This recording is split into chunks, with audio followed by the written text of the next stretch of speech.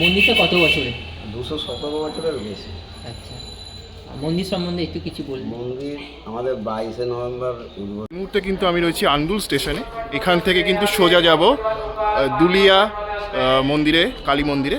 সেখানে তোমাদের দৃশ্য দেখাবো, আশা করি তোমাদের ভালো লাগবে। খুব সুন্দর কিন্তু মন্দিরটা হয়েছে রেনোভেট করার পরে। তো চলো গিয়ে দেখাই ভিডিওটা। এটা কিন্তু হাওড়া যাচ্ছে, ঠিক আছে? এটাতে আমরা এলাম, আমরা খিরাই গেছিলাম, তো এই ট্রেনটা দিয়ে কিন্তু এলাম। এটা হাওড়া যাচ্ছে, ঠিক আছে?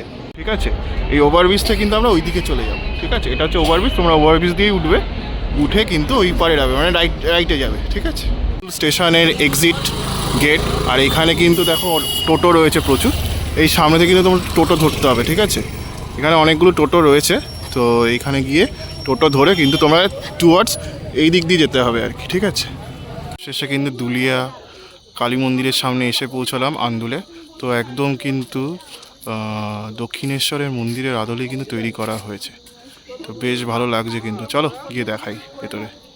সময় সকাল 9টা, সন্ধ্যা আরতি সন্ধ্যে 7টা, দর্শন করার সময় সকাল 9টা থেকে 12টা, বিকেল 4:30 থেকে 8:30, আর শীতকালে কিন্তু 3:30 থেকে 8:30, ঠিক আছে? তো বলে দিলাম। আর এখানে কিন্তু সমস্ত যোগাযোগের নাম্বার রয়েছে। এখানে বিবাহ দেওয়া হয়, দেখতেই পাচ্ছ লেখাই রয়েছে। বিশেষ পুজো, বিবাহ, শাড়ি, গয়না, অনুদান সমস্তটাই নেওয়া হয়। আর এদেরকে কন্ট্যাক্ট করে কিন্তু, এই নাম্বারে কন্ট্যাক্ট করে কিন্তু তোমরা দিতে পারো, ঠিক আছে? চলো ভেতরে গিয়ে তাদের কথা হচ্ছে। এটা তোমরা পজ করে পুরো এটা কিন্তু দেখে নিতে পারো।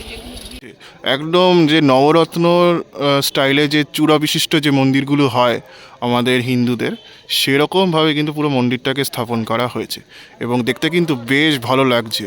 তোমরা যদি দক্ষিণেশ্বর মন্দিরে যাও, দক্ষিণেশ্বর মন্দিরে যে চূড়া যেমনভাবে স্থাপন করা হয়েছে সেইভাবেই কিন্তু এই কালী মায়ের মন্দিরটাও কিন্তু এইভাবেই স্থাপন করা হয়েছে। তো এই নবরত্ন চূড়া কিন্তু দেখতে বেশ ভালো লাগছে আমার।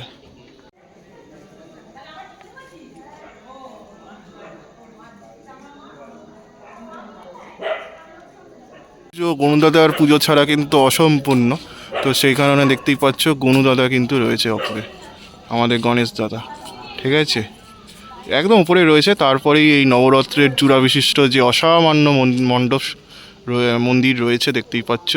ত্রিশূল রয়েছে, দেখো উপরের দিকে ত্রিশূল রয়েছে। আর লাইটে সন্ধ্যাবেলার দিকে এসেছি, তো বেশ সুন্দর একটা আলোকসজ্জা দিয়ে কিন্তু ভীষণ সুন্দর করে সুসজ্জিত করা হয়েছে মন্দিরটাকে। বেশ ভালো লাগছে কিন্তু দেখতে, দেখো খুব সুন্দর লাগছে কিন্তু। আমি ফার্স্ট টাইম এলাম, তো বেশ ভালো লাগলো। আমি মন্দিরের ভিডিও সেরকম একটা করি না, কিন্তু এই মন্দিরটা দেখে আমার সত্যিই মনে হলো যে তোমাদেরকেও জানাই, নিজেও একবার দেখতে আসি। এতটাই সুন্দরভাবে তৈরি করা হয়েছে, ঠিক আছে? রেনোভেট করেছে নতুন করে, বেশ সুন্দর লাগছে। আর তোমাদের পুরো পুজোর নির্ঘণ্ট, মানে কি কখন আসতে হবে, মন্দির কখন খোলা থাকবে, সমস্তটা কিন্তু আমি দেখিয়ে দিয়েছি শুরুতেই। তো আশা করি তোমাদের খুব একটা অসুবিধা হবে না। আর গুগল ম্যাপ লোকেশান থাকবেই, ডেসক্রিপশন সেকশানে চেক করে নিও। তাহলে আশা করি তোমাদের কিন্তু এই মণ্ডপে আসতে বা মন্দিরে আসতে খুব একটা অসুবিধা হবে না। রঘুনাথ সিং। মন্দিরটা কত বছরে? 217 বছরের বেশি। আচ্ছা, মন্দির সম্বন্ধে একটু কিছু বলুন। মন্দির আমাদের 22শে নভেম্বর উদ্বোধন হয়েছে। এই মন্দির 3 নম্বরে পড়েছে। আমাদের এর আগে আরও মন্দির ছিল, সেই মন্দিরটাকে মানে ভেঙে নতুন করে এটা রূপ দেওয়া হয়। যেহেতু দক্ষিণেশ্বরের মন্দিরের দক্ষিণেশ্বরের আদতে করা হয়। আচ্ছা, আর কত খরচা পড়েছে এটা?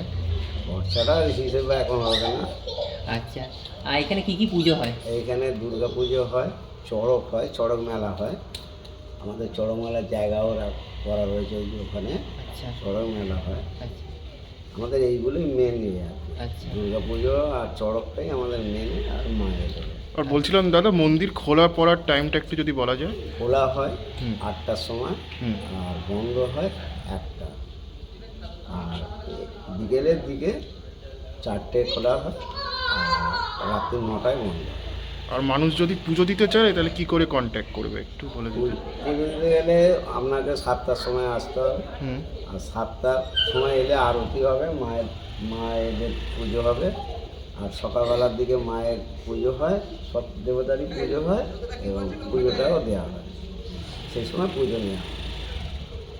আচ্ছা, মানুষ যদি আন্দুল স্টেশন থেকে আসতে চায় কিভাবে আসবে একটু যদি রুটটা আন্দুল বলেন। স্টেশনে নামলেন, এসে একটু নেমে এসে টোটোওয়ালাদের বললেই হবে যে দুইলা বা আড়াড়ি ধরা যাবে, ওরা ঠিক এখানে নিয়ে চলে আসবে। আচ্ছা আর বাসে এলে স্টেশন রোডে নামলো বা দুইলা মোড়ে নামলো, দুইলা মোড়েই সুবিধা হবে, দুইলা মোড়ে নামলে এই রাস্তাতে সোজা চলে আসবে ওখানে। এটা হেঁটে এলেই হেঁটেই আসবে, টোটো সবসময় পাওয়া যায় না, টোটো পেলে তো খুব ভালো কথা। আচ্ছা, শেষ প্রশ্ন, ভক্তদের জন্য মানে ভোগে কি কুপন দেওয়া হচ্ছে? না না, এখনও সেটা চালু করতে পেরে পরবর্তীকালে কি চালু করা হবে? ইচ্ছা আছে। আচ্ছা, এখন পুজো হলে ভক্তদের এবার প্রসাদ দেওয়া হয়, আর অমাবস্যার দিনকে রাত্রিরে লুচির ভোগ বা খিচুড়ি ভোগ। আপনার নাম? Raghunath Santra. Thank you so much, অসংখ্য অসংখ্য ধন্যবাদ দাদা। সমুদ্র থেকে সেটাই কিন্তু এখানে খুব সুন্দর করে বর্ণিত করা হয়েছে, দেখতেই পাচ্ছ বিভিন্ন মডেলের মাধ্যমে খুব সুন্দর করে কিন্তু এটাকে দেখানো হয়েছে। বেশ ভালো লাগছে কিন্তু দেখতে। এই যে, আর এখানে মহাদেব শিব রয়েছে, সে যে অমৃত পান করছে সেটা কিন্তু এখানে দেখানো হয়েছে। কারণ মহাদেব তো অমৃত পান করে নীলকণ্ঠ হয়েছিলেন, তার শরীরটা পুরো নীল বর্ণে হয়ে গেছিলো, তো সেটাই এখানে দেখানো হয়েছে আর কি। মানে সে অমৃত যে পান করছে শঙ্খর মধ্যে দিয়ে, সেটাই কিন্তু এখানে দেখানো হয়েছে, দেখতেই পাচ্ছ। তো বেশ সুন্দর লাগছে কিন্তু দেখতে।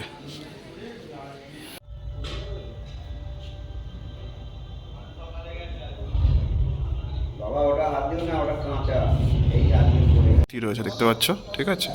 আমার বাবা মহাদেব, তার কিন্তু মূর্তি রয়েছে, সবার বাবা মহাদেব তো কারুর একার নয়, সবার, ভগবান সবার। তো সেই মূর্তিটা কিন্তু বেশ ভালো লাগছে, দেখতে পাচ্ছ। এটা কিন্তু রাধাকৃষ্ণর মন্দির রয়েছে, মূর্তি রয়েছে দেখতে পাচ্ছ। এটা জুম করে যদি তোমায় দেখাই, চালচিত্রটা দেখো খুব সুন্দর কিন্তু রয়েছে, অ্যালুমিনিয়ামের মধ্যে রয়েছে চালচিত্রটা, বেশ সুন্দর কিন্তু তৈরি করা হয়েছে। কলকার কাজগুলো কিন্তু অসামান্য তৈরি করা হয়েছে, দেখতেই পাচ্ছ। রাধাকৃষ্ণ যুগল মূর্তি কিন্তু তোমরা এখানে দেখতে পাচ্ছ। তো বেশ সুন্দর লাগলো দেখে, নতুনত্ব রয়েছে মন্দিরগুলোর মধ্যে। অবশ্যই এসো, ডেসক্রিপশন সেকশানে আমার গুগল ম্যাপ লোকেশান থাকবে, আর যেমন দাদা বলে দিল কী করে আসতে হবে সেরকমভাবে চলে এসো। আশা করি তোমাদের খুব একটা অসুবিধা হবে না, ঠিক আছে। আর মন্দিরের টাইমিং আর পুজো দেওয়ার টাইমিং কী আছে না আছে সমস্তটা কিন্তু বলে দেওয়া হয়েছে, তোমরা দেখে নিও ভিডিওর মধ্যে। আশা করি তোমাদের খুব একটা অসুবিধা হবে না। আর এখানে কিন্তু ঠাকুরটা বেশ সুন্দর লাগলো আমার দেখে, রাধাকৃষ্ণ যুগল মূর্তি রয়েছে।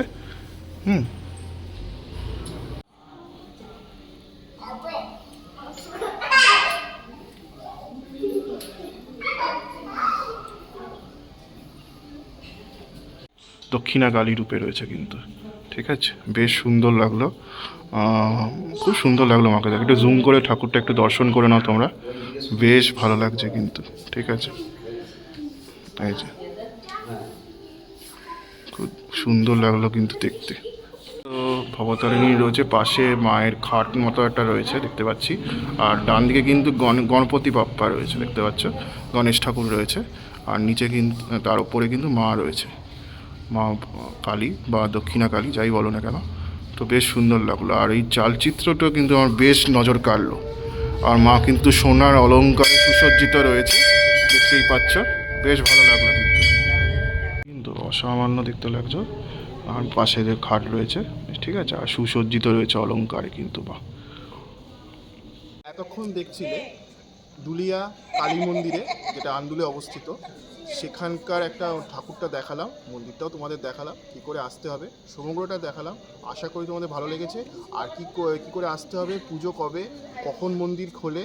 আর এই মুহূর্তে কিন্তু কোনো ভোগের প্রিপারেশন বা কিছু নেই, পরবর্তী সময় মানে হবে, সেটা ওনারা জানিয়ে দেবেন পরবর্তী সময়।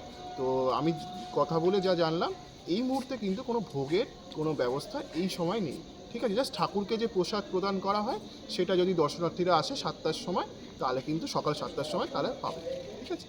তো আশা করি তোমাদের ইনফরমেশান দিই, যতটা ইনফরমেশান দেওয়া সম্ভব আমার পক্ষে আমি দিয়েছি। আর দাদার মানে যে এখানকার মন্দিরের হেড, তার একটা কথোপকথন রয়েছে, তোমরা দেখো, তাহলে আশা করি পুরো একটা বিস্তার, একটা আইডিয়া বা রূপরেখা তোমরা পেয়ে যাবে।